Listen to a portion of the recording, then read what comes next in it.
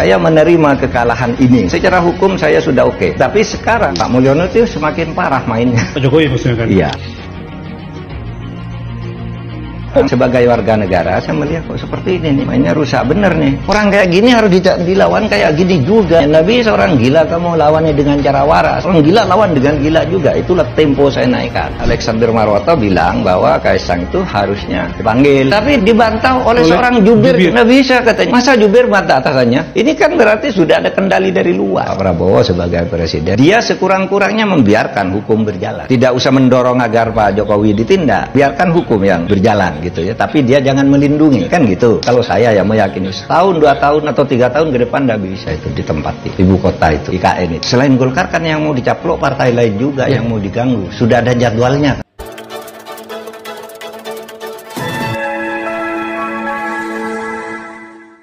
Assalamualaikum warahmatullahi wabarakatuh. Alhamdulillah wassalatu wassalamu ala Rasulillah wa ala alihi wa ashabihi wa mawala.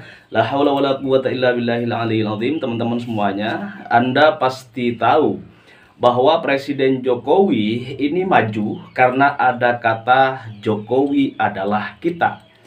Anda juga pasti tahu, ya kan? Awal-awal jadi Presiden Jokowi ini pulang ke Solo naik pesawat ekonomi gitu, kelasnya ekonomi. Beliau itu Jokowi gitu. Nah, saya juga yakin bahwa Anda benar-benar juga tahu gitu. Ketika Presiden Jokowi berbicara di depan pejabat kepolisian, beliau mengatakan dengan lantang dan sangat meyakinkan, hati-hati, jangan menonjolkan kehidupan yang sangat mewah.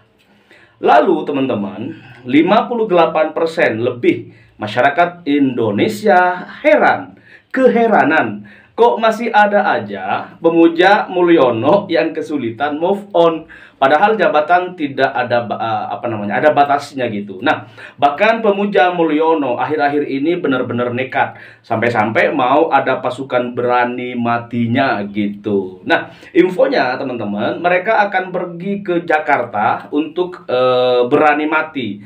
Kita tunggu saja apakah mereka akan bunuh diri massal depan istana gitu kan, sebagai bukti bahwa mereka benar-benar rela mati dan berani mati untuk Mulyono. Nah, teman-teman semuanya, menjelang dilantiknya Bapak Presiden Prabowo Subianto sebagai presiden terpilih pada tanggal 20 Oktober tahun ini, tahun 2024 gitu kan, bocoran mengenai komposisi menteri di kabinet beliau mendatang ini mulai beredar di berbagai media sosial. Salah satunya mengenai rencana 4 jabatan menteri yang bakal diisi oleh tokoh lulusan SMA Taruna Nusantara Magelang. Siapakah mereka itu semuanya? Oke, kita simak bareng-bareng biar lebih jelas. Dan rupanya ini masih ada kekhawatiran ya kubu Mulyono bahwa kalau kemudian Fufu Fafa tersebut adalah benar-benar Kaisang gitu, maka akankah Kaisang ini tetap sah sebagai wakil presiden gitu, atau justru Fufu Fafa ini akan didepak dari kabinet presiden terpilih Prabowo Subianto. Nah, teman-teman, biar nggak kelamaan gitu kan, nanti kita jadi ini kan penasaran gitu. Oke, ini dia buat kalian. Lalu Aladin mulai menanyakan apa yang akan terjadi pada dunia ini melalui lampu Aladin. Fufu Fafa. Itu yang kemudian juga jadi semacam mantra politik hari-hari ini.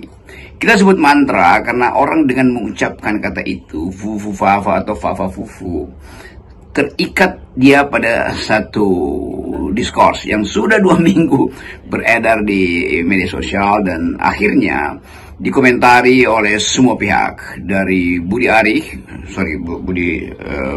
Pak Menteri dalam kedudukan dia sebagai Ketua Projo, ada Grace Natali dalam kedudukan dia sebagai Ketua PSI, dan macam-macam. Tetapi yang ingin kita tahu sebetulnya adalah apa akibatnya bagi Pak Prabowo. Tentu Pak Prabowo setelah 2 minggu ini juga mulai bertanya-tanya, apa sih Fafa Fufu Fafa segala macam tuh. Nah, kita mau lihat sebetulnya reaksi psikologi dari Pak Prabowo, karena itu menyangkut sesuatu yang sudah meluas sampai ke luar negeri. Jadi pembicaraan di sosial media akhirnya masuk juga ke dalam ruang batin tokoh-tokoh ini, tokoh-tokoh yang disebutkan oleh Fufu Fafa ini, dari selebritis yang digambarkan mengundang sensasi falogocentrism. Saya pakai istilah akademis saja supaya dicari sendiri. Itu falogocentrisme dari kata falus, logos, dan sentrum. Silakan dicari netizen. Ada istilah-istilah lain yang bisa kita kemukakan, misoginis. Tetapi semua itu kemudian dipatenkan sebagai merek mental dari seseorang yang disebut sebagai Fufu Fafa. Dipatenkan sebagai kondisi psikologis yang pasti tidak stabil dari seorang yang disebut Fafa Fufu. Kita bisa bolak-balik karena intinya sama aja kan. Jadi kelihatannya problem ini harus dilihat juga dari sudut intelijen. Mengapa setelah 2 minggu ini masih ada di situ? Apakah ini proyek intelijen? Intelijen dalam pengertian luas ya. Intelijen kan bisa bermukim di semua partai itu. Apakah memang ada pihak yang menginginkan bercerainya Prabowo dengan Gibran? Semua itu adalah hal yang bisa kita deteksi dengan asumsi bahwa setelah 2 minggu justru menjadi jadi, dan kaskusnya mulai dihapus satu persatu. Lalu pertanyaan, kenapa mesti dihapus? Bukankah penghapusan itu artinya ada jejak baru? Setiap kali penghapusan timbul jejak baru, yaitu tanda penghapusan itu. Maka timbul lagi spekulasi dan pikiran kemana-mana. Tapi kita tunggu perkembangan. Mungkin dalam 1-2 jam ini akan ada komentar juga dari pihak Pak Prabowo yang sudah disandingkan dengan seseorang yang kemudian diindikasikan sebagai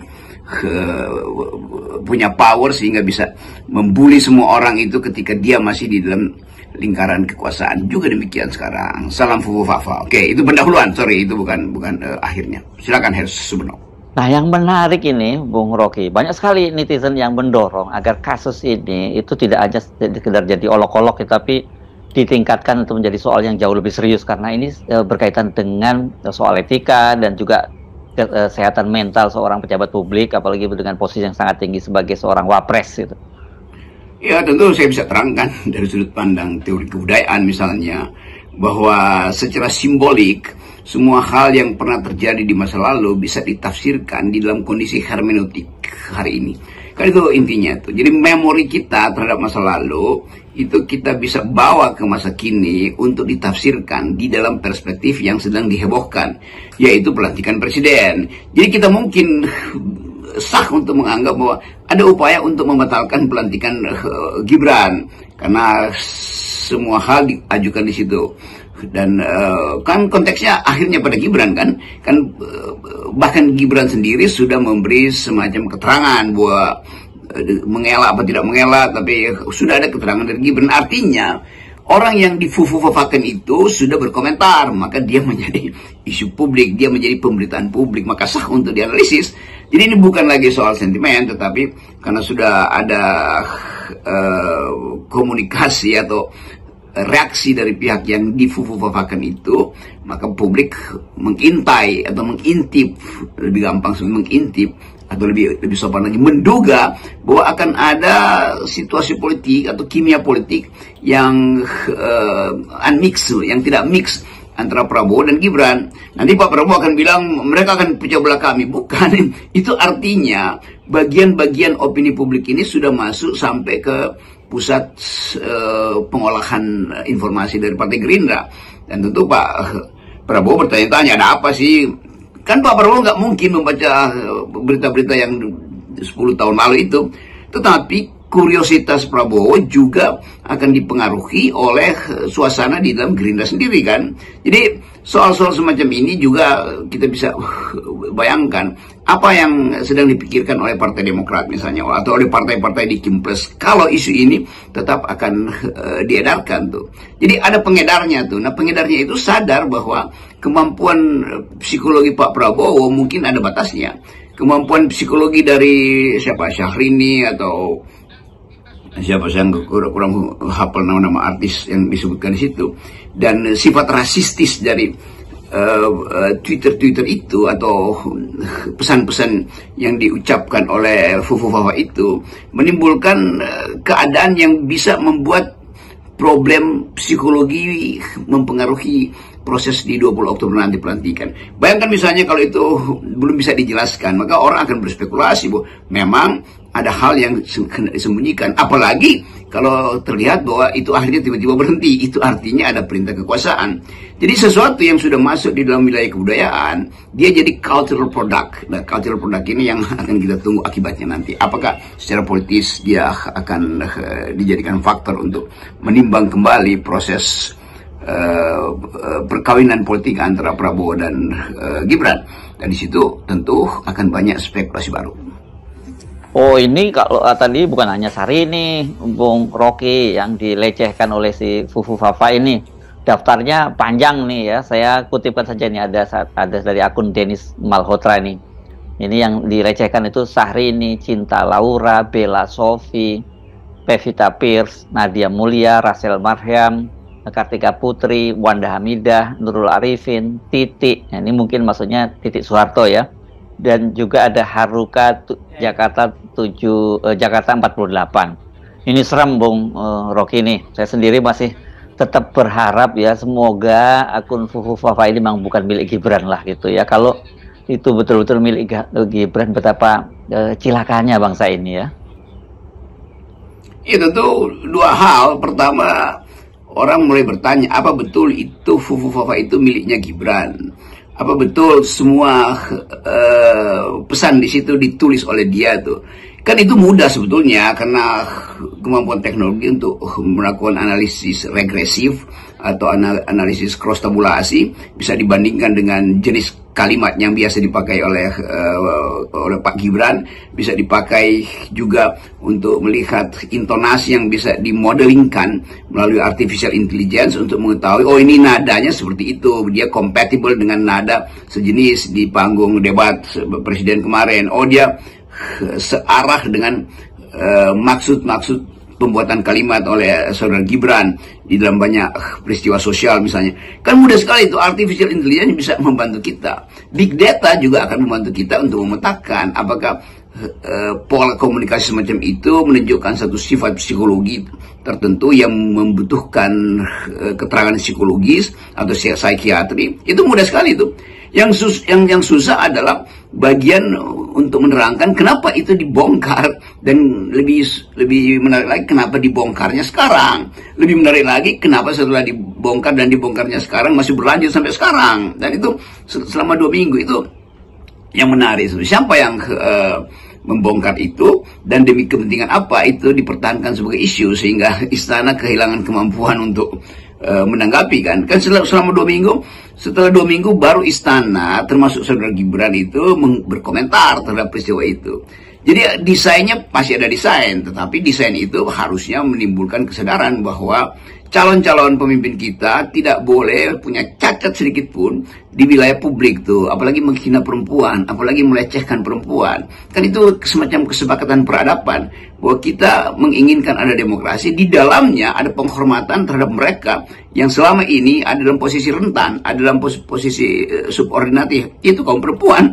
Kan kita belajar tentang feminist ethics, kita belajar tentang penghormatan pada mereka yang ditelantarkan oleh peradaban, maksud saya peradaban patriarki yang petantang-petenteng dalam kekuasaan sambil menganggap bahwa perempuan itu sekedar properti, perempuan itu semacam objek dari fantasmagoria. Silakan cari lagi di Google ya, istilah fantasmagoria, sama seperti istilah Pacta sunt servanda, akhirnya semua orang cari itu. Jadi enak juga kita mengucapkan sesuatu dalam upaya sekaligus mengomentari isu publik ini sambil membantu teman-teman untuk belajar berpikir tentang peristiwa-peristiwa kebudayaan. Fantasmagoria ini yang kemudian menimbulkan dugaan bahwa mereka yang menghina perempuan, misoginis itu ada problem sebetulnya dengan bukan sekedar turbulensi hormonal, tetapi dengan watak, itu intinya tuh. Saya kira satu hal yang bisa kita selalu ya, kalau setiap kali ada kasus ada satu pelajaran gitu ya yang bisa kita petik dari kasus ini adalah soal rekrutmen pemimpin bangsa itu ya. Karena memang ini kan kelihatan sekali di era Pak Jokowi ini rekrutmennya ini ya sembarangan aja, karena berdasarkan dengan dari namanya politik dinasti ya suka-sukanya dia gitu. Ketika seorang raja punya anak, punya pangeran, punya menantu, dan dia mau jadikan dia pejabat ya suka-suka dia. Tapi kan kalau di negara demokrasi seperti kita itu nggak boleh semacam itu, dan tingkat kematangan juga kemudian seorang pemimpin itu mestinya harus sejak jauh-jauh hari disiapkan dengan matang sehingga tidak terjadi hal-hal semacam ini lagi. Ya banyak kasus di dalam peradaban politik kita di Eropa misalnya, ketika seorang belum matang maka dia diasuh biasanya oleh pamannya atau bibinya itu supaya dipersiapkan. Tapi itu tradisi dalam kerajaan. Demikian juga di timur juga ada. Kita tahu nonton film The Forbidden City, Puyi itu pangeran yang dipersiapkan. Tapi juga di dalam peradaban Indonesia kan banyak orang yang, bukan banyak orang, beberapa kerajaan memang mempersiapkan seseorang yang akan menduduki kerajaan sultan atau raja, tetapi di dalam kultur dan kurikulum yang ketat supaya dia dipersiapkan secara etis, karena dia akan jadi seorang pandito, seorang apa namanya nih, yang menuntun kita tuh. Jadi sebetulnya kedudukan seorang pemimpin dari awal sudah dipersiapkan, pertama secara etis, kedua secara intelektual. Jadi kita mulai menduga misalnya calon-calon pemimpin kita terlatih nggak secara etis untuk do speak feminism, do speak demokrasi, gender equality, environment, segala macam. Jadi semua hal itu memang harus kita duga tidak berlangsung selama ini pada Gibran. Buat sementara kita harus sebut itu, karena seseorang yang dilatih di dalam keluarga, dilatih dalam lingkungan, tidak mungkin mengucapkan kata-kata itu. Mudah-mudahan yang mengucapkan itu bukan seseorang yang diduga pemilih Fufafa, tetapi justru itu yang menarik. Kenapa belum diklarifikasi? Ya karena ada sesuatu yang sedang direncanakan. Untuk apa? Ya untuk membatalkan seluruh isu negatif ini kan. Kenapa? Ya karena akan ada pelantikan presiden di 20 Oktober nanti. Jadi sekaligus kita tuntun negeri ini untuk mulai melatih pemimpinnya tuh, menumbuhkan inisiatif supaya setiap pemimpin tiba pada masanya dan tiba pada kapasitasnya. Nah itu sebetulnya kesempatan ini ada bagus. Dan sekali lagi nih, soal media sosial ini itu akan ada terus di dalam politik Indonesia. Jadi bersiaplah setiap orang untuk terbuka tuh. Akan dikuli-kuli, kalau Anda ngaku Anda seorang terpelajar, akan dikuli kayak profesor siapa namanya tuh. Kalau Anda ngaku seorang politisi yang bersih, akan ditanya berapa banyak uangmu setelah dibandingkan dengan sebelum Anda berkuasa. Kalau Anda mau belajar banyak tentang kebudayaan, akan dipersoalkan demi apa kebudayaan itu Anda pelajari. Apa hanya sekedar memanipulasi peristiwa-peristiwa masa lalu, atau memang betul Anda ingin tahu soal-soal di kemudian hari. Jadi semua hal boleh kita lihat, boleh kita pantau lewat sosial media. Sosial media itu jadi semacam hidden curricula, pelajaran yang tersembunyi yang pada satu waktu akan berguna. Jadi jangan anggap sesuatu yang kita ucapkan itu tidak ada konsekuensinya tuh. Karena itu dari awal ucapkan sesuatu dengan konsekuensi dan dengan pertanggungjawaban. Sama seperti kalau saya ucapkan dungu, itu memang saya pilih dengan konsekuensi. Saya ingin ingatkan bahwa cara seseorang berpikir itu tidak sesuai dengan prinsip-prinsip logika.